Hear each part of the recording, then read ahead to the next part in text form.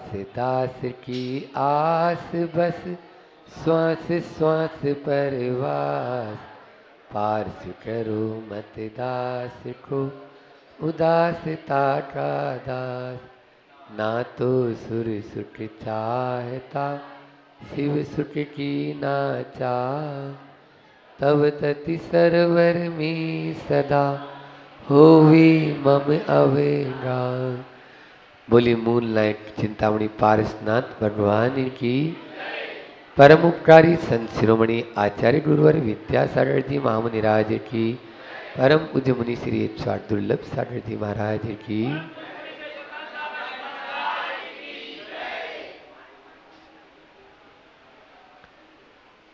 हमारा जीवन मिट्टी के लोंदे की तरह है। मिट्टी के लोंदे की तरह है। जो मिट्टी का लोंदा कुम्हार के पास में होता है उससे वह मंगल कलश भी बना देता है और शराब की कुल्हड़ भी बना देता है। मंगल कलश बन जाता है तो हर कोई अपने सिर पर रखने के लिए लालायित होता है। और यदि वह शराब की कुल्हड़ बन जाती है वह मिट्टी का लोंदा, तो हर कोई उसको दुत्कारता रहता है, फेंकता है। बस जीवन में भी इसी प्रकार से है। हमारे जीवन में व्यक्तित्व हमारा कैसा है, उस मंगल कलश की तरह है या उस शराब के कुल्हड़ की तरह है। जन्म व्यक्ति का होता है, व्यक्तित्व का नहीं। व्यक्तित्व हमें स्वयं को बनाना होता है। फिर भी आज बात अपन को ओज की करना है, ओ की करना है, ठीक है ना। ए आई हो गया, अब ओ रस्व जो है उसको ओ बोलते हैं। तो ओज की बात आज आपके सामने करना है। ओज का अर्थ होता है तेज, ओज का अर्थ होता है कांति, ओज का अर्थ होता है आपके विशेष मतलब यानी चमक। ओज, ओज का मतलब प्रवाह है और ओज का मतलब प्रभाव। ओज का मतलब प्रभाव। ये दिन प्रतिदिन घटते चले जा रहे हैं, क्योंकि मैंने कल नहीं परसों आपको बताया था कि हुंडा अवसर्पणी काल है। ये दिन दिन प्रभाव है, प्रवाह है, तेज है, कांति है, चमक है। ये प्रतिदिन घटते हुए चले जा रहे हैं, क्योंकि अब वैसा पुण्य लेकर कोई प्रकट होते ही नहीं है। लेकिन फिर भी जो ओज हमारे चेहरे से टपकना चाहिए, भीतर का जो उत्साह होता है, भीतर का जो उल्लास होता है, भीतर की जो उमंग होती है, वो क्या कहलाता है? ओज। आचार्य समंत भद्र स्वामी ने रत्नकंड श्रावकाचार्य में इसी आशय को लेकर सम्यक दृष्टि का एक गुण प्रकट किए। जो सम्यक दृष्टि के क्या क्या गुण होते हैं, उन गुणों में ओज भी आया। कारिका है, ओजस तेजो विद्या वीर्य यशो वृद्धि विजय विभव सनाता। मानव महाकुला महारता मानव तिलका भवंती दर्शन पूता। जो दर्शन पूत है, जो सम्यक दृष्टि जीव है, वो कैसे होते हैं? वो ओज से ओत प्रोत होते हैं। उनके चेहरे से चमक कांति टपकती है और उनके चेहरे पर तेज होता है। वो मानव तिलक होते हैं, महाकुल में जन्म लेते हैं, महा अर्थ को धारण करते हैं। यश और वृद्धि और उनकी कीर्ति की पताका चारों ओर लहराती रहती है। तो ओज होना जरूरी है। हम कहते हैं ना, ओजस्वी वाणी। उनकी वाणी तो बहुत ओजस्वी है। ओजस्वी विचार, ओजस्वी व्यवहार और ओजस्वी व्यक्तित्व। आज इन चारों पर थोड़ी थोड़ी चर्चा अपन करते हैं कि ओजस्वी वाणी, जिनकी वाणी से मतलब तेज टपकता है, जिनकी वाणी को सुनने के लिए सब लालायित हो जाते हैं। आप देखिए, एक शब्द भी उनका ऐसा लगता है जो मन को, दिल को छू जाता है।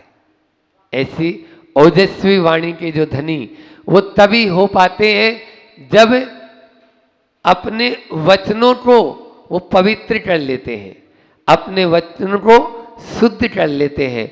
आचार्य श्री जी की वाणी देखो, आप थोड़ा सा तीर्थंकर गणधर भगवान की वाणी को देखो, तीर्थंकर की देशना देखो, हर व्यक्ति लालायित होता है उनकी वाणी को सुनने के लिए। तो इसलिए ओजस्वी वाणी के अपन धनी बने। बहुत कहते हैं न, ऐसी वाणी बोलिए मन का आपा, और औरन को शीतल हुए आपो शीतल होए। इसलिए वाणी ऐसी न बोले जिससे आग लग जाए, वाणी ऐसी बोले जिससे बाग खिल जाए, वाणी ऐसी बोले जिससे बाग खिल जाए।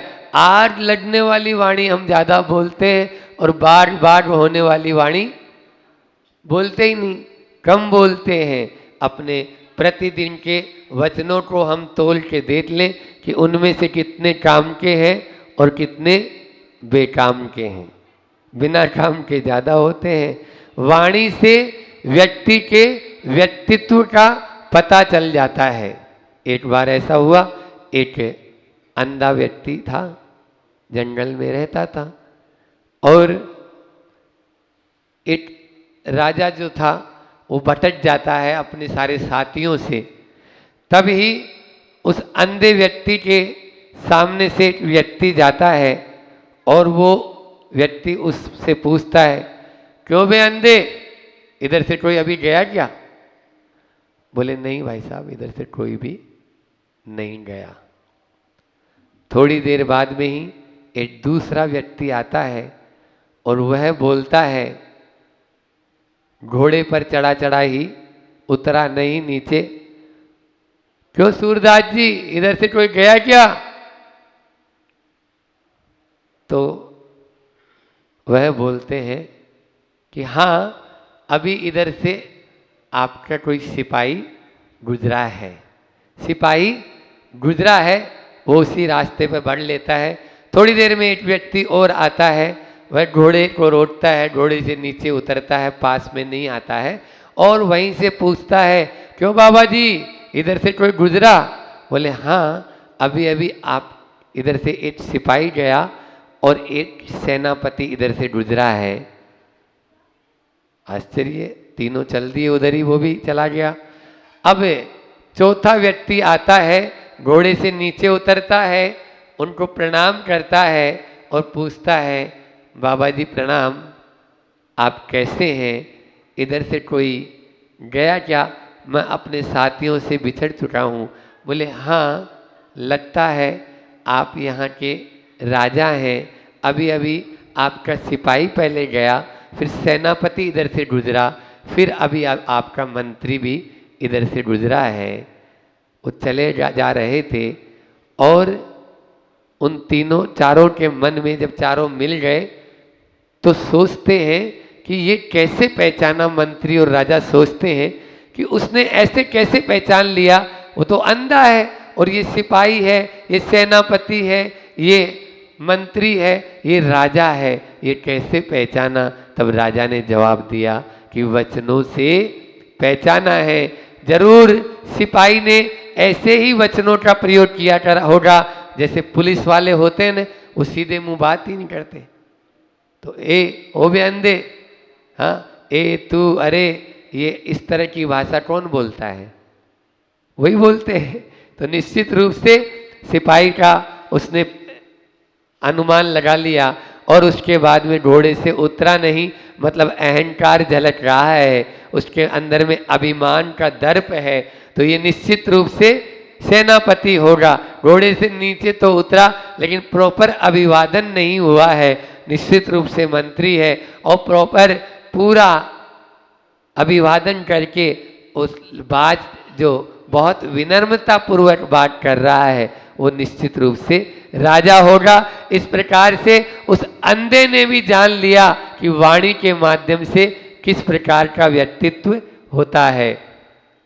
हमारे शब्दों के माध्यम से हम तुरंत पहचान जाते हैं कि हम किस लेवल के व्यक्ति हैं, इसलिए शब्दों को तोलकर बोलें। फिर है ओजस्वी विचार। ओजस्वी विचार वाणी में तो बाद में आते हैं, पहले अपने विचारों में आता है। हम अपने विचारों को बहुत अच्छे रखें। विचार ऐसे ओजस्वी विचार को कैसे होते हैं? तो ऐसे विचार हों जिन विचारों पर दूसरे को भी विचार करने को मजबूर होना पड़े, वो ओजस्वी विचार कहलाते हैं। ऐसे विचार जिन विचारों पर दूसरे को भी मजबूर होना पड़े।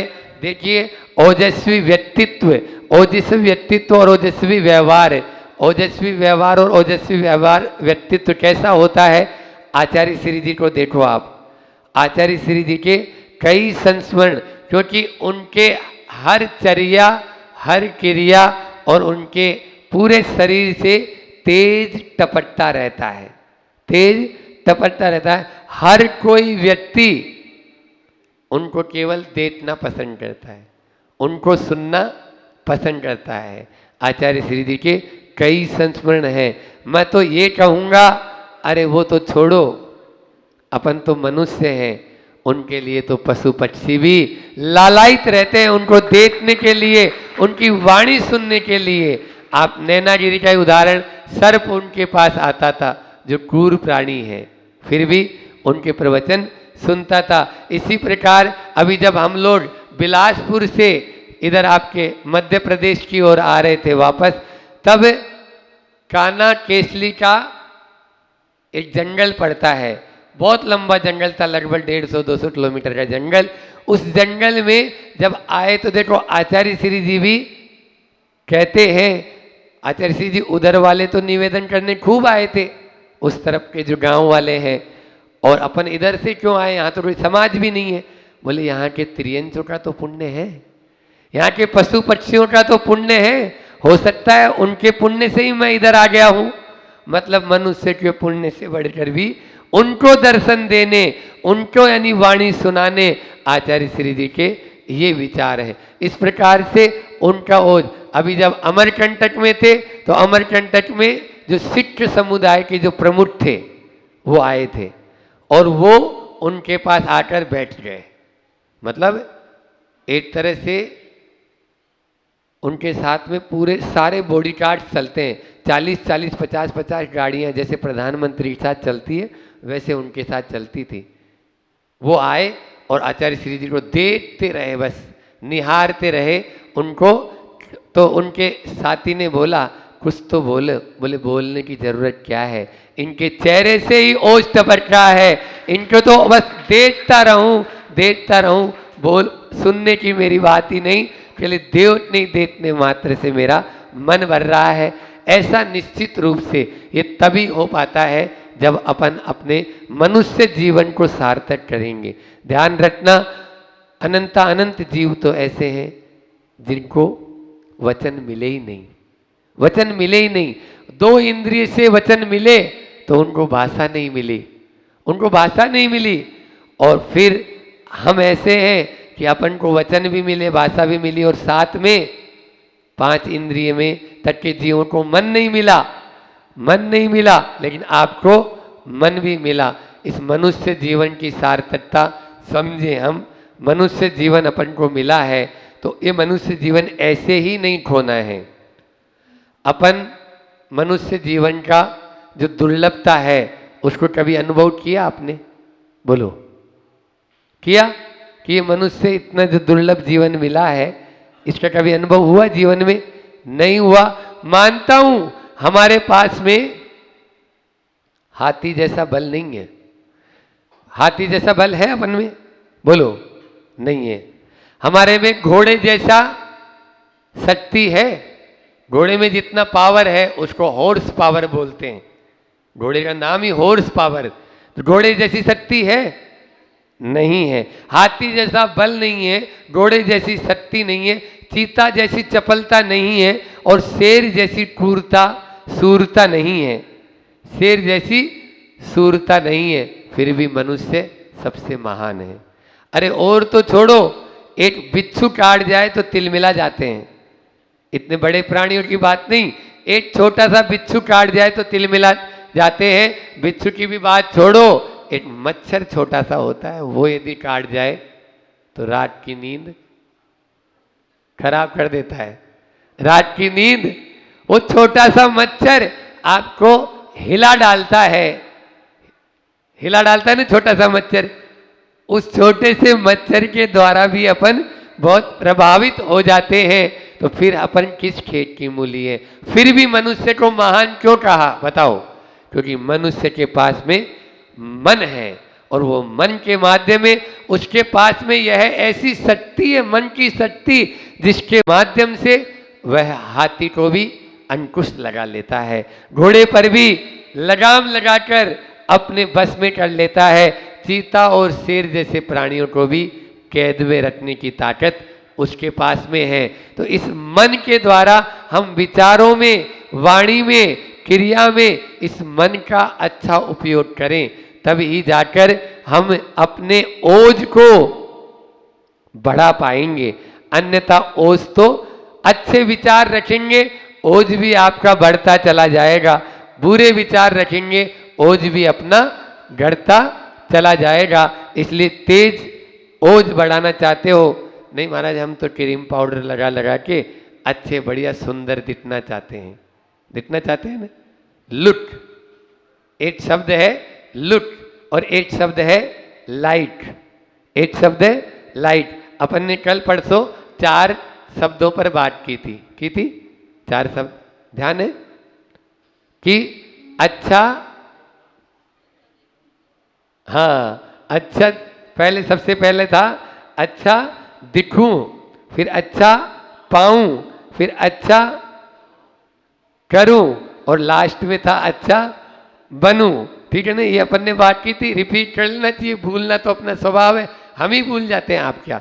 तो अच्छा देखूं, अच्छा पाऊं, ये तो सब सोचते हैं, अच्छा करूं और अच्छा बनूं ये नहीं सोच पाते हैं, ये अपन ने बात की थी। तो आज जो है ना 2 शब्द है लुक और लाइट।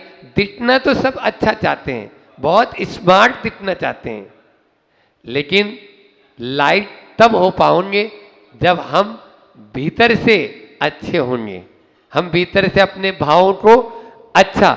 आपको लाइट, सब लाइट कब करेंगे बोलो? कोई बहुत सुंदर है और बात बात में उछड़ता रहता है, बात बात में बिगड़ता रहता है, बात बात में तू तर्राटे से बात करता है, क्या लाइक करोगे? क्यों? वो तो लुट तो अच्छा है उसका, बोलो। लुट तो अच्छा है लेकिन लाइट नहीं कर पाएंगे। लुट के साथ में लाइट तभी हो पाएंगे जब अंदर से हमारे परिणाम अच्छे हो पाएंगे। हमारी स्थिति वैसी है, हमारी क्या है? फोटोग्राफी तो बहुत सुंदर है, फोटोग्राफी में तो हम बहुत सुंदर आते हैं, लेकिन एक्सरे बिगड़ा हुआ है। क्या बोला हमने? अगर एक्सरा आएगा तो पूरा का पूरा बिगड़ा हुआ है। एक्सरे को ठीक करो। संत कहते हैं अपने एक्सरे को सुधारो, अपने भीतर के उत्साह, उल्लास और उमंग को जगाओ। अरे जिद्दी नहीं, जिंदा दिल बनो। जिद्दी नहीं, जिंदा दिल बनो, तभी चेहरे से तेज टपकेगा। जिनके संपर्क में आने से जो मुरझाया हुआ, कुमलाया हुआ मतलब चेहरा है, वो भी खिल उठे, उसको कहते हैं ओज। जिनके संपर्क में आने से अपन भगवान के चरणों में आते हैं तो बिल्कुल कैसे भी हताश हो, निराश हो, आशा टूट चुकी हो, लेकिन फिर भी एक नई उमंग, नया जोश आ जाता है, क्योंकि भगवान के चेहरे को देखने के बाद में लगता ही, हमें ऐसा ही लगता है कि अब कुछ नहीं, सब कुछ फिर से ठीक हो जाएगा, कोई बात नहीं। वियोग हो गया किसी का, कोई बात नहीं, होता है, संसार का ये नियम है। यदि हमें ये सब बातें कहाँ से आएगी? जब हमारे भीतर में भी उनकी तरह जिंदा दिल होंगे। इसलिए संत कहते हैं जिंदा दिल बनो, जिद्दी नहीं। क्या बोल रहा हूं? हम जिद्दी तो बन जाते हैं लेकिन जिंदा दिल नहीं। कुमलाए हुए, उदास से, बिल्कुल मुरझाए हुआ चेहरा लेके, लटकाए हुए चेहरे लेके रहते हैं, ये क्या ओज होता है? क्या बोलो? उसके चेहरे से ओज टपकेगा? 3 काल में ओज नहीं टपकने वाला है। ओज तो तभी होगा जब हम अपने भीतर के उत्साह को जगाएंगे। निश्चित रूप से अपने आप अपने भीतर के उस उत्साह को जगाएं। अपन दिखना तो अच्छा चाहते हैं लेकिन बनना अच्छा नहीं चाहते हैं। आप देखिए सोना होता है ना, सोना, सुनार, बचपन में बाजू में दुकान थी सुनार की, तो उस सुनार की दुकान पे हमने देखा कि वो आभूषण बना लिया। अब वो आभूषण अभी चमक नहीं आई उसमें, अभी उसमें ओज नहीं आया है। ओज लाने के लिए वो क्या करता है, एक डिबरी होती थी, अब आजकल तो जमाना बदल गया है, पहले एक डिबरी जैसी होती थी, उसमें एक चौंच जैसी होती थी, वो फूंक मारता था। फूंक मारने से वो जो आग निकलती थी उसमें से, उस आग के माध्यम से उसकी जो कालुस है, उसकी जो कालीमा है अभी आभूषण पर, वो उसको अलग करता जाता है और धीरे धीरे धीरे धीरे उसकी कालीमा दूर होके उस डिबरी में कालीमा आ जाती थी और वो आभूषण चमकने लग जाता था, आभूषण चमकने लग जाता था। अपने चित्त की डिबरी में भी उत्साह की ओज, उत्साह की फूंक मारते जाओ, फूंक मारते जाओ, तो निश्चित रूप से जो हमारे अंदर में हताशा के कालीमा आई हुई है वो दूर हो जाएगी और वापस उमंग और उत्साह से हम भर जाएंगे। निश्चित रूप से ओज अपने भीतर में आना जरूरी है। एक हाइकू हमने बनाया ओ पे, 4 शब्द हैं उसमें भी, ओज औ ओरा। क्या बनाया हाइकू, ओज औ औरा ओहदा बढ़ाने में, ओहदा बढ़ाएं पे ओछे न बनो, ओछे न बनो। 4 शब्द हो गए आपके पास में ओ पे। अब अभी हम ओज की बात कर रहे थे, ओजस्वी हमारा विचार हो, ओजस्वी हमारी वाणी हो, ओजस्वी हमारा व्यवहार हो और ओजस्वी तभी हमारा व्यक्तित्व बन पाएगा। यहाँ पर ओ से ओज, ओ से ओरा और ओ से ओहदा, ओ से ओहदा। ओहदा का मतलब होता है स्टैंडर्ड, ओहदा का मतलब इंग्लिश में, हाँ, हमारा लेवल, ओहदा। और उसके बाद में ओ से ही ओछापन। इन 3 को तो धारण करो, ओज को बढ़ाओ, ओरा को बढ़ाओ और ओहदा को बढ़ाओ, लेकिन ओछेपन से बचेंगे तब तो। हम तो ओछेपन पे आ जाते हैं और इतने ओछेपन पे आ जाते हैं कि अपने वालों के साथ में भी हम धोखा करने में कोर कसर नहीं करते हैं। इसलिए अपने ओज को बढ़ाना है और ओरा को बढ़ाना है। विज्ञान भी मानता है, ओरा जानते हो क्या होता है, आभा मंडल। किसी के संपर्क में, जैसे आचार्य श्री जी का आभा मंडल बताते हैं कि उनके 500 मीटर रेडियस में, किधर भी 500 मीटर के रेडियस में कोई भी आता है तो उसकी विचारधारा ही बदल जाती है, उसकी विचारधारा ही बदल जाती है। वो कुछ भी विचार लेके आए, और तो छोड़ो, हम जैसे भी कई बार सोचते हैं आचार्य श्री जी से ये बात करना है, ये बात करना है, ऐसे ऐसे प्रायश्चित लेना है, और उनके पास में जाते ही सब सिट्टी पिट्टी गुम, सिट्टी पिट्टी गुम, सारा भूल जाते हैं। लिख के ले जाने के बाद में भी नहीं बोल पाते हैं। बोलो, आचार्य श्री जी के पास में ऐसे ऐसे लोग जो विरोधी दल के हैं, लेकिन वहां आकर उनका विरोध बिल्कुल शांत हो जाता है। जैसे भगवान महावीर स्वामी का वो उदाहरण हमने कभी सुना है, शास्त्रों में देखा है कि सर्प उनको डस रहा है और उनके भीतर से दूध की धार बह रही है, रक्त की धार नहीं, दूध की धार बह रही है। वो सर्प भी बिल्कुल शांत, दृष्टि विष सर्प, उस सर्प का नाम क्या था, दृष्टि विष, जो देख ले तो ढस ले। लेकिन भगवान महावीर के ओज के सामने, तेज के सामने, कांति के सामने वो भी फीका पड़ गया और उसके बाद में वो सरेंडर हो जाता है कि निश्चित रूप से ये कोई महापुरुष है। महापुरुषों का इसी प्रकार का ओज होता है, ओरा होता है। उनके ओरे में जो आते हैं वो सब प्रभावित हो जाते हैं। हम भी अपना आभा मंडल बढ़ाएं।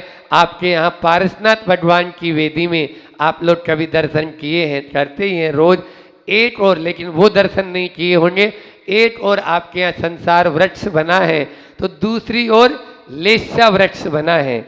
एक तरफ संसार वृक्ष का चित्रण है तो दूसरी ओर लेस्या वृक्ष का चित्रण है। हमारी जैसी भाव दशा होगी वैसी हमारी लेस्या होगी। इस एक उदाहरण सुना के अपनी वाणी को विराम दूंगा, समय भी अपना हो रहा है कि कहां पर वह जो है भाव दशा कैसी होती है। कुल्हाड़ी लेकर पूरे पेड़ को काट रहा है, एक बोलता है पेड़ मत काटो, बस छोटी छोटी डालियां काट लो। एक बोलता है नहीं नहीं डालियां नहीं, अपने तो गुच्छे गुच्छे तोड़ लो। एक बोलता है पटे पटे आम ले लो। एक बोलता है नीचे ही गिरे हुए हैं। इस प्रकार से यह कृष्ण नील कापोत पीत पद्म सुतले लेसा वाले रहते हैं। फिर भी कोई बात नहीं, अपन ओज ओरा अपना तभी बढ़ेगा, ओहदा तभी बढ़ेगा जब अपने ओछेपन को कम करेंगे। इसलिए आज ओज की आपके सामने बात की है। ओजस्वी बने, तेजस्वी बने, अपने विचारों में ओजस्वीपना लाएं, अपनी वाणी में ओजस्वीपना लाएं, अपने व्यक्तित्व में ओजस्वीपना लाएं, अपने व्यवहार में ओजस्वीपना लाएं। इतना ही कहकर मैं अपनी वाणी को विराम देता हूं। बोलिए अहिंसा परमो धर्म की। में सद्गुणों के आकाश में उड़ना है और उड़ान भरना है, परंतु बताओ अवगुणों की जमीन को जब तक तुम नहीं छोड़ोगे तब तक तुम सद्गुणों तक पहुंच पाओगे क्या? है भावना तुम्हारी सद्गुणों के आकाश में उड़ने की, तो ध्यान रखना सबसे पहले अपने जीवन में जो अवगुण रूपी अंदर भरे पड़े हैं, जो अंदर का कालापन भरा पड़ा है, उसको जब तक निकालोगे नहीं तब तक उस आकाश में नहीं उड़ पाओगे। जैसे वो पक्षी जमीन छोड़ता है तब आकाश में उड़ता है, तब वो आकाश की यात्रा कर पाता है। आपको सद्गुणों की यात्रा करना है, सद्गुणों के आकाश में अवगाहन करना है, तो उसके लिए आपने अंदर बैठे अवगुणों को निकालना पड़ेगा। उन अवगुणों को आप देखो, मेरे अंदर क्या है, कितने अवगुण हैं, उसके लिए क्या चाहिए? तो उसके लिए चाहिए डेयरिंग, उसके लिए चाहिए साहस, उसके लिए चाहिए शौर्य, उसके लिए चाहिए हिम्मत। आपका साहसिक स्वभाव होना चाहिए, अपने अंदर की उन भावनाओं को गुरु के समक्ष रखकर समाप्त करने का वो साहस होना चाहिए कि मैं क्या गलत कर रहा हूँ, मेरे अंदर क्या गलत चल रहा है, मैं किस प्रकार का मेरा व्यवहार है। वो अगर गलत व्यवहार जब तक आप साहस के शौर्य के साथ नहीं छोड़ोगे तब तक आप आगे बढ़ ही नहीं सकते हो। जो साहस करता है, ध्यान रखना बहुत अच्छी बात बोल रहा हूँ, जो साहस करता है उसे ही भाग्य मदद करता है। क्या? जो साहस करता है भाग्य उसी का मदद करता है। बिना साहस के कोई काम नहीं होता है। अंदर से साहस चाहिए, ताकत चाहिए, हिम्मत चाहिए, बल चाहिए, जब आप मंजिल को प्राप्त करोगे। बिना साहस के कुछ नहीं होता है, बिना साहस के कुछ नहीं होता है। एक बार की बात है, एक साधु बाबा थे, बड़े चमत्कारी थे, बड़े अतिशयकारी थे। और आजकल चमत्कार कोई तो नमस्कार, चमत्कार दिखा दिया तो भीड़ लग जाएगी, और चमत्कार नहीं दिखाया तो भीड़ नहीं लगेगी। चमत्कार को नमस्कार है।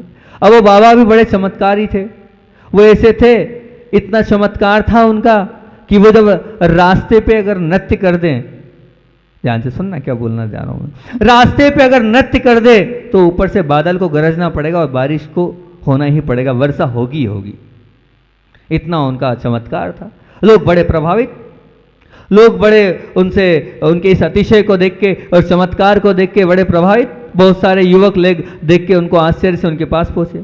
उन्होंने कहा अब सबको चमत्कार दिखता है तो फिर अपने आप लोग पहुंचते ही हैं। पहुंच गए उनके पास, उनके चरणों में, बाबा जी के चरणों में, कि बाबा जी, सन्यासी जी, महात्मा जी, हे गुरुदेव, आप ये तो बताओ कि आखिर क्या है आपके अंदर कि आप जो है नाचते हो और पानी आ जाता है, आखिर ऐसा क्या है आपके अंदर? तो युवा वर्ग को समझाने के लिए मैं अपनी बात रख रहा हूँ। तो वो कहने लगे कुछ नहीं है, क्या है, हम नृत्य करते हैं और बरसात हो जाती है, हम नृत्य करते हैं और बरसात हो जाती है। बड़े ही सन्यासी ने, उन महात्मा जी ने बड़े निश्चित रूप से कहा। तो युवकों ने कहा क्या हम जो है नाचेंगे तो हमारे नाचने से भी बरसात आ जाएगी, वर्षा हो जाएगी, पानी गिर जाएगा? तो उन्होंने कहा हाँ बिल्कुल, कोई बाधा नहीं है, आप प्रयास करो, निश्चित तौर से पानी आएगा। तो बोले ठीक है कोई बात नहीं। उन्होंने उस सन्यासी की बात को माना, वो युवा लोगों ने, और लगे वो आप, और उन्होंने सोचा कि हमारे सामने भी नृत्य, हम भी चाहते हैं कि अब जो है वो पानी आना चाहिए, अब हमारे सामने नृत्य करके। पर उन्होंने कहा नहीं नहीं, ये ऐसा नहीं, ये बाबा जी घुमा रहे अपने को। अब अपन ने सुना है, दूसरे गांव से आए, पहले बाबा जी आप नृत्य करके बताओ, बरसात लाकर दिखाओ। तो अब भैया बाबा जी ने कहा ठीक है, जैसा तुम लोग चाहते हो, अगर ऐसा लगता है तुम्हें विश्वास नहीं है मेरी बात पे, तो हम अभी हाल करते हैं। उन्होंने नृत्य प्रारंभ किया, और नृत्य जो प्रारंभ किया, और कुछ समय बाद देखो तो बस इंद्र देवता खुश, और पानी गिरना प्रारंभ। इधर नृत्य हुआ, उधर पानी गिरना प्रारंभ। अब 1 घंटा 2 घंटा 3 घंटा अच्छी बरसात प्रारंभ हुई, तो वो बरसात हो गई। तो अब सब लोगों ने कहा अच्छा इसमें रहस्य ये है, ये नाचते हैं।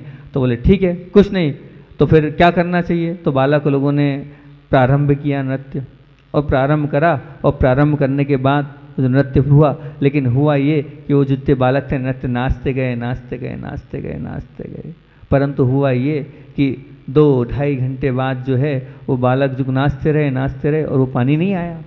जब पानी नहीं आया तो सब के सब जो है बाबा जी पे वो हो गए, क्यों, आखिर आपने ऐसा क्या किया, हमने नाचा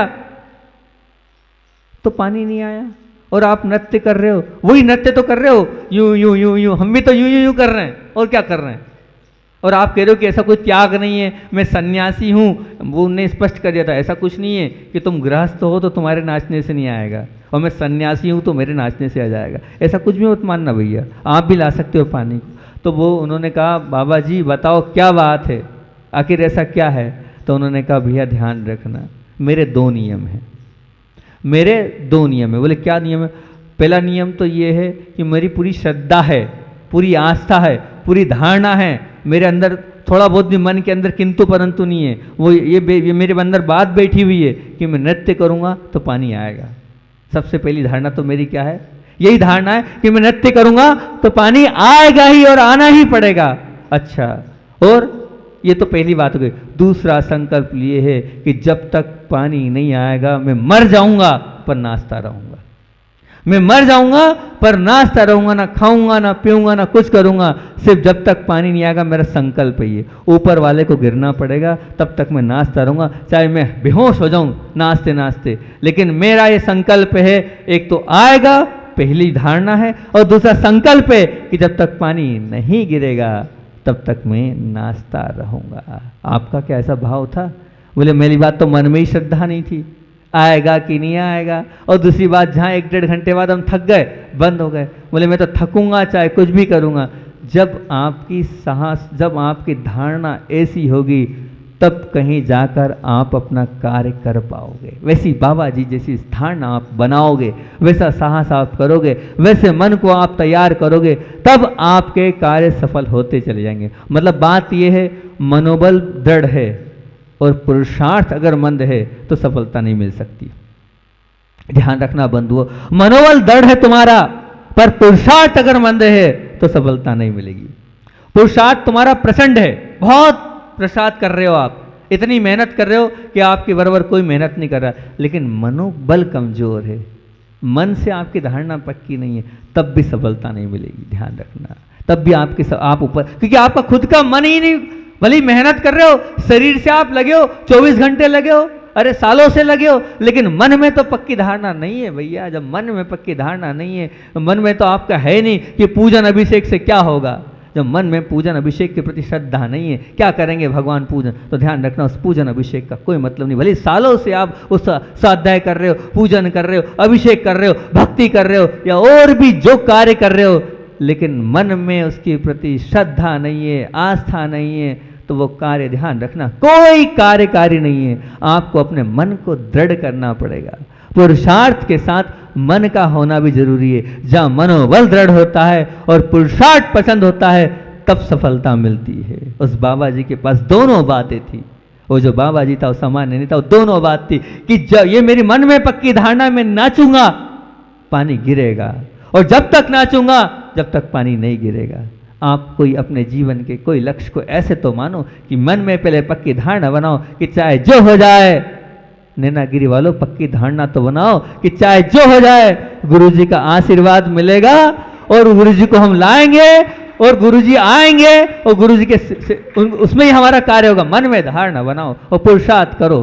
तुमको देख के ही हम ये वाली बात बोल रहे हैं। जब पुरुषार्थ मन में रहेगा, अभी आपका मन डगमग है, क्या पता अगर ये 13 तारीख छूट गई तो आचार्य श्री बाद में आशीर्वाद देंगे कि नहीं देंगे, हमारा आगे क्या होगा। जिनके मन में ऐसी धारणा और ऐसी भक्ति और ऐसी आस्था और ऐसी श्रद्धा होती है वो कुछ नहीं कर पाता है। अरे चाहे जो हो जाए हम तो गुरु की आज्ञा से ही करेंगे, आज नहीं तो कल होगा, होगा उनकी आज्ञा से और उनके ही शिष्यों के द्वारा होगा तो कार्य होगा। ऐसी धारणा तो हो आपकी। जब ऐसी धारणा बनेगी तब कार्य होगा। वो गुरु जी का दरबार है, वहाँ धक्के खाने पड़ेंगे, बार बार जाना पड़ेगा, लेकिन जाओगे तो फल भी मीठा मिलेगा। सहज में दीक्षा नहीं मिल गई है, सहज में हमको दीक्षा नहीं मिल गई है। वहाँ के स्टूडेंट बनने के लिए बहुत घिसाए हम, 12 साल में तो व्रत मिला है हमें, इसीलिए नाम हमारा आप पूछ लेना क्या है। तो वहाँ तो परीक्षा कठिन देनी पड़ती है। परीक्षा कठिन होगी तो उसका जो परिणाम आएगा वो भी अच्छा आएगा, पर उसके लिए क्या करना पड़ेगा, मनोबल दृढ़ रखना पड़ेगा और पुरुषार्थ पसंद करना पड़ेगा। जब आपको सफलता मिलेगी बंधुओं, उसके बिना सफलता मिल नहीं ली, ये वास्तविकता है। दृष्टि के समक्ष आप रखोगे और मन को अगर आप कहोगे कि साहस से बचाओगे, कि साहस अगर नहीं करोगे तो क्या होगा। व्यक्ति के पास यही चीज़ होती है, एक होता हैगा कि वो कार्य जो कठिन है उसके लिए साहस चाहिए, और दूसरा हैगा सरल।